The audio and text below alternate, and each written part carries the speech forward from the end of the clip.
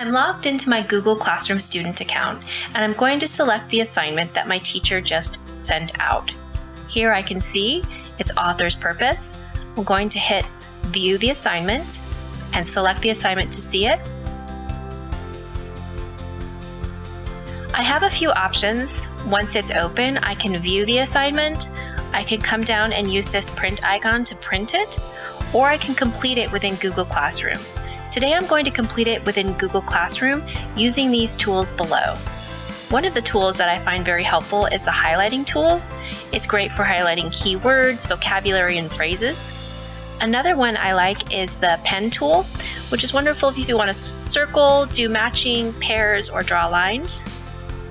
There's also an eraser tool if you make a mistake and would like to remove something, as well as a typing tool that I can come down here and write my responses to these questions.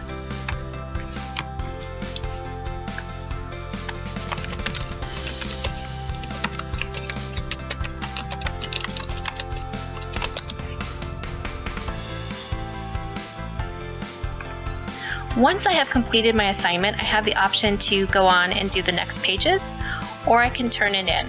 I'm going to turn in this page today by going to the Print button, selecting it, and saving it to my desktop as a PDF. Once this item is saved,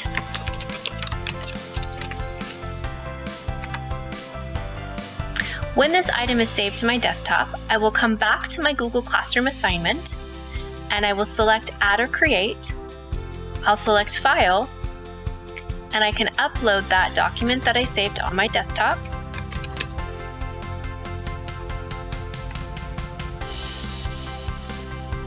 When it is uploaded, I can then turn it in. And now it is in the teacher's Google Classroom.